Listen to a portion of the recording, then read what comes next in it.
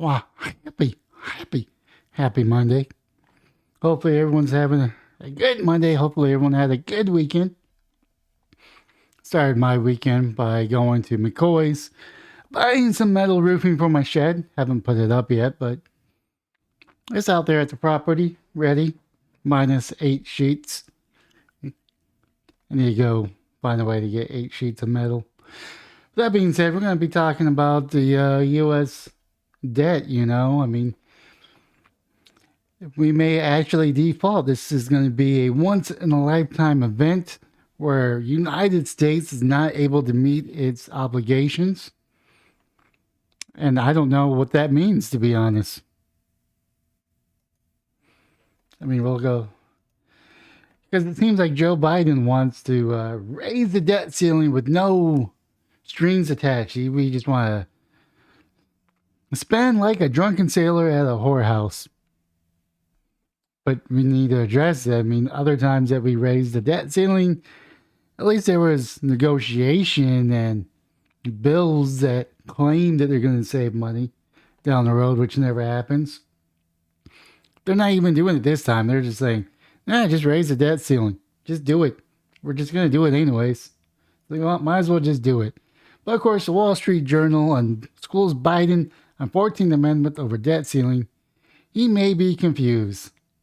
Letting the Treasury default would be a self-destruction act and would violate the 14th Amendment. The paper's editorial board noted. Let's see here. Blah, blah. Wall Street Journal editorial board on Monday. School President Biden on the Constitution in a scathing piece aimed at the debt ceiling talks, declaring letting the Treasury default would be self-destructive act and would violate the 14th Amendment.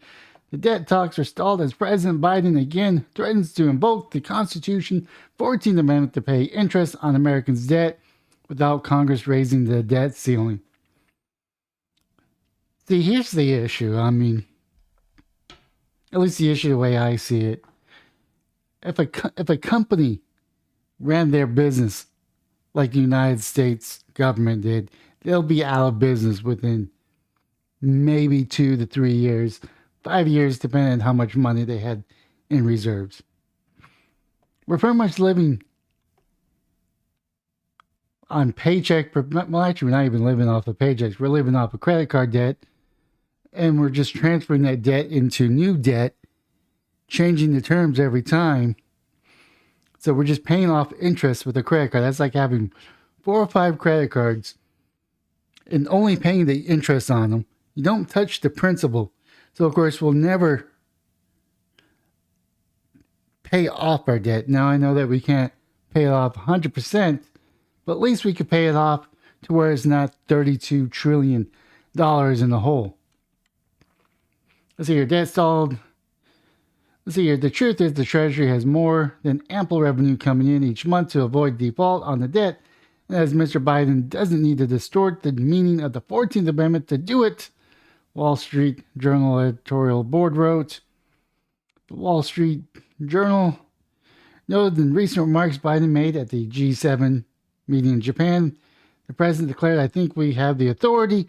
The question is, could it be done and invoked in time that could not or would not appeal and the consequences. Holy crap, this is a terribly written sentence. Is this a quote from him? And the question is, could it be done and invoked in time that would not be appealed and consequences pass? The date in question and still default on the debt. The question is, I think, is unresolved. I think that's a Joe Biden quote right there that's not sugar-coated. Doesn't even make him look good. That's our president, Editorial board blasted Biden at the possible being confused about the consequential amendment. He's confusing the public, and he may be confused himself of what the 14th Amendment really says and how it affects the debt ceiling. Section 4 of the amendment says the validity of the public debt of the United States authorized by law shall not be questioned, the paper wrote. That means that the Treasury cannot repudiate debt held by the public as issued in Treasury bonds as note In practical terms, this means the Treasury Secretary Janet Yellen must prioritize repayment once statutory federal outlays exceeds the federal revenue. The editorial board continued. In other words, she and Mr. Biden can't willfully default even for a time without violating the 14th Amendment, which means that if you're giving subsidies, the way I understand this, if you're giving subsidies to an big oil, a big pharma, or green energy, you have to take the money out of those funds to pay off the interest because the country cannot default on their debt. So the money's there. You're just going to have to be forced to take money away from pet projects and to make sure the debt is paid, if I'm reading that correctly. Leave it down in the comments if I'm wrong. The Wall Street Journal cited the Supreme Court held by Perry versus U.S., which found that the 14th Amendment covers all sovereign federal debt. Congress decided that during the Great Depression to begin paying federal bonds in currency, including those promised payment in gold. Beholders sued and received payments in currency equal to the gold value of the note, and the justices agree that saying that Congress has violated the 14th Amendment public debt clause, editorial board wrote, what the 14th Amendment doesn't allow is the claim that many progressives that the president can issue new debt without the consent of Congress. The paper continued, merely because Congress has approved new spending doesn't mean the president can issue new debt on his own authority to finance it. He can't issue new debt on his own to finance Medicare, for example. Wall Street Journal believes that the Article 1 of the Constitution makes it clear that the power belongs to Congress, and Biden cannot issue new spending or forgive federal loans without congressional statutory approval. That's what the challenge at the Supreme Court to Mr. Biden unreliable forgiveness of federal student loan is all about. Editorial board wrote, adding that the melodrama over the U.S. default is overwrought. That's because even if the federal government spending begins to exceed federal tax revenue, sometime in June, Secretary Yellen says it will. Treasury can prioritize paying the interest on Treasury bonds or retired debt principals when it comes due. The editorial board wrote Treasury has more than enough cash to do this, citing Treasury monthly report on revenue and outlays. The Wall Street report that federal tax receipts in March were $313 billion and interest payment were $67 billion, while April receipts were $639 billion and the interest was $32 billion. So you had to pay off the debt or pay off the interest. It would be the height of fiscal irresponsibility of the Treasury failed to use the cash to meet the U.S. contractual debt obligations, and Mr. Biden and Mr. Yellen, should be President Biden and Ms. Yellen, but who cares, would be violating the law. The Wall Street Journal wrote, it's true that prioritizing debt payment could mean closing down parts of the government for a time or delaying payments under federal programs, but there would have been a partial government shutdown during previous budget disputes between Congress and the president, and the world hasn't ended. The editorial board ended cutting the piece by declaring that there's no reason for the U.S. to default on its debt held by the public. None. The Wall Street Journal reiterated, there we go. But President Biden Speaker Kevin McCarthy should still negotiate on a deal to raise the debt ceiling to slow future spending or further spending growth. This would minimize potential financial markets disruptions owing to the political uncertainty and the board.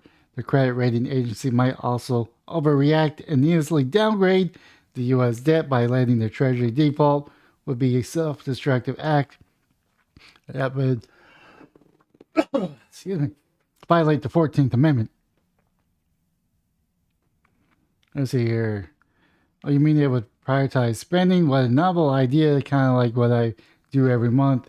Do I go out to dinner or fill my tank with diesel? I guess I'll go with diesel and eat leftovers. I mean, sometimes these comments are really good. Let's see here. Biden likes to use the line, "We're not a deadbeat nation," when he discusses about the debt ceiling, yet at the same time, he's pushing for massive numbers of people to not pay their student loans debt. Student loan forgiveness suggests that we are, in fact, a deadbeat nation. If 32 trillion in debt isn't a deadbeat, what is? Let's see here. This is a political farce. It will backfire at Democrats' faces. Playing with fire with this one. Nobody can endure more government unchecked spending, pushing the inflation rate higher. This article confirms what I concluded about the 14th Amendment. In no way gives the president authority or mechanism to or for creating new debt in the name of Congress or the U.S. He can only borrow money in his name. The 14th clearly implies that paying the debt has the highest priority in making payments and must be done first, since the U.S. government has large continuing revenue to make these payments. There is no debt crisis. The U.S. only has a spending crisis on everything else. Finally, an article explaining that we will not default, the debt limit's not raised. This year, U.S. economy on the brink, as this time runs low to avert debt default. According to Wall Street Journal and the Fox, it's not really going to default. We just won't be paying for other pet projects. America is heading close to the brink of a self-imposed economic disaster, with the Republican-led House refusing to pay the country's debt unless President Joe Biden agrees on cuts to current and future spending and new curbs on social programs. Unless a compromise is raised, the government borrowing authority reached within days, U.S. could lose its reputation as a stable anchor of the global economy. Millions of people could see retirement and veteran benefits put on hold once the government exhausts its ability to pay its debts due to the borrowing cap set by Congress. U.S. default will reverberate through the financial market, likely trigger a recession that would cause serious job loss and shatter an already fragile sense of economy security for many families. We're already in a recession. Well, kind of a weird recession, kind of a depression / inflation that doesn't really meet the normal terms of recessions, but we're in one.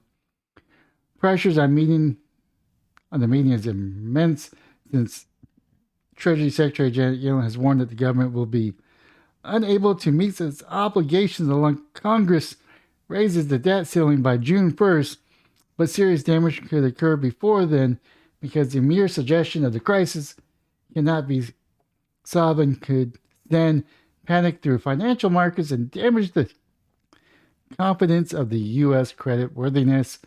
Biden has already backed down from his position that he will not negotiate over the debt limit, which he needs to be raised to pay for spending already authorized by Congress and authored by him and previous presidents.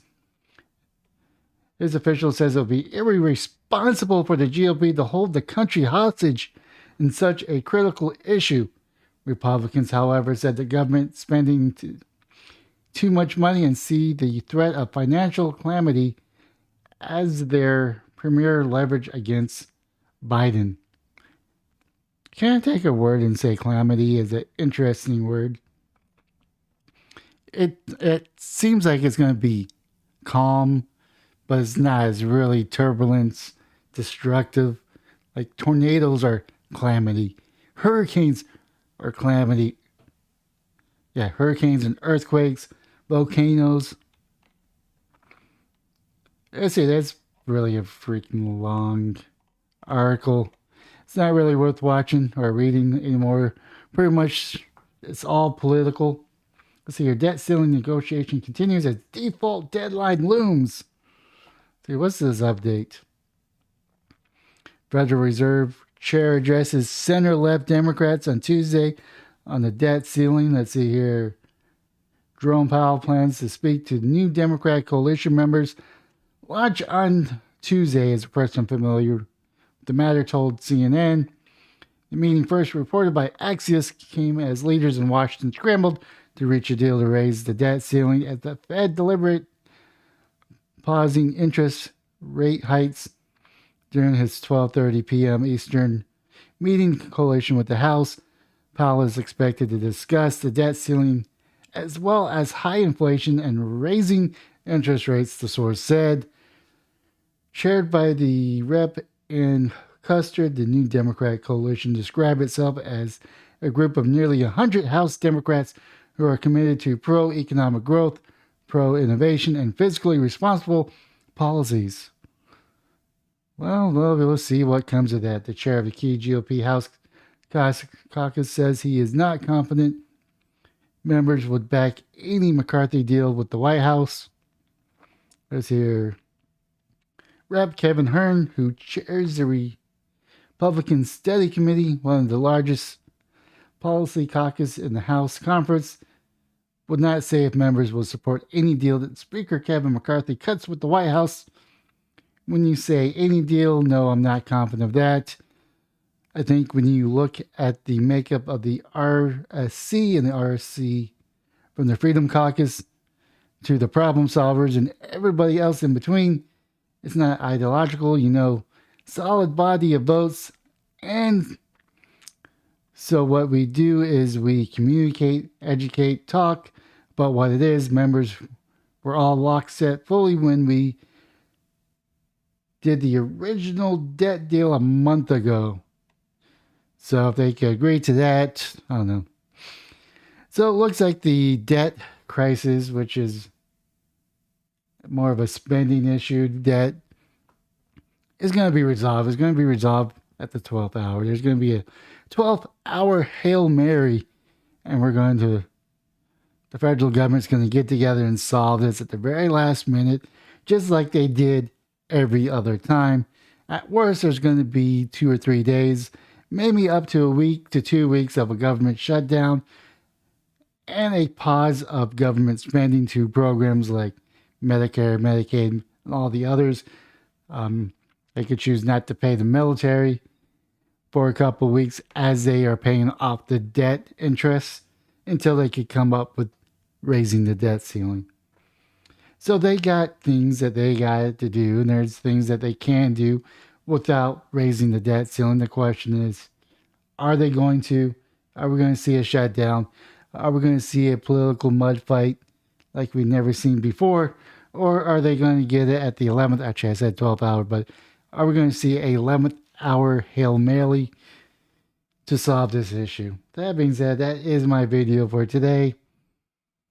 And have yourself a wonderful day, morning, or evening.